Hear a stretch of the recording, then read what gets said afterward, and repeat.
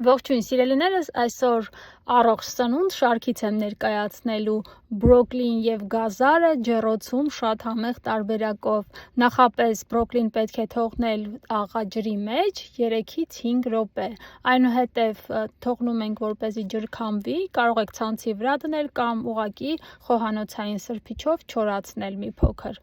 Հիմա պետք է տեղափոխենք այնպիսի տարայի մեջ, որ կարողանանք ջեռոց տեղափոխել։ Այս տարան հրակայուն է, դրա համար հենց այս տարան եմ ընտրել, որպեսզի պատրաստեմ։ Հիմա բրոկլիները դրեցինք,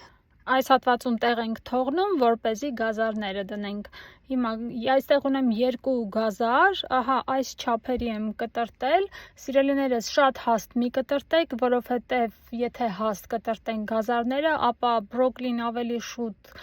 կեփի ջեռոցում, իսկ գազարները ավելի ուշ։ Իսկ հենց այս չափը, որը որ կտրտված է, իրար հետ կարելի ասել միաժամանակ եփվում է։ Հիմա ավելացնում ենք սև պղպեղ, այնքան ավելացրեք, ինչքան ձեր քիմքին է հաճելի, նաև ավելացնում եմ աղը կրկին այնքան ավելացրեք, ինչքան որ ձեր քիմքին հաճելի է։ Հիմա ավելացնում եմ 2 ճաշի գթալ բուսայուղ, կարող եք մի փոքր ավել բուսայուղը ավելացնել, ուղղակի պետք է բոլոր բանջարեղենը պատված լինի բուսայուղով, ահա այսպես բոլոր կողմերով, բացի բուսայուղը պետք է ամբողջությամբ խառնված լինեն համեմունքները։ Տեղափոխում ենք ջեռոց 190 աստիճանում, եփվելու է 30 րոպե։ Շատ արագ է եփվում եւ համեղ է ստացվում։ Այս տարբերակով պատրաստվածը, սիրելիներս, շատ համեղ է ստացվում եւ նաեւ առողջարար տարբերակ է։ Շատերս ենք տեղյակ, որ բրոկլին չափազանց սննդարար եւ ցածր կալորիականությամբ բանջարեղեն է, որը հարուստ է C և K վիտամիններով, ֆոլաթթվով, մանրաթելերով ու հակաօքսիդանտներով։ Այն ամրապնդում է իմունային և սիրտ-անոթային համակարգերը, լավացնում մարսողությունը, ինչպես նաև ունի հակաբորբոքային և հակաքաղցկեղային հատկություններ։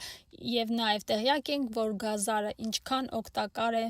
մեր առողջության համար։ Արդեն իսկ տեղափոխեցի մատուցվող ափսեի մեջ, մատուցելու եմ բրնձի և ապխտած հավի մսի հետ միասին։ Այս բոլորի համադրությունը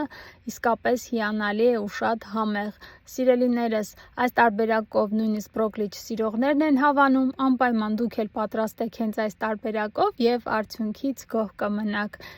Իսկ եթե հավանել եք տեսանյութը, խնդրում եմ մի մոռացեք սեղմել լայք և բաժանորդագրվել ալիքին, նաև թողնել մեկնաբանություններում ձեր կարծիքը։ Ցտեսություն, կհանդիպենք շուտով։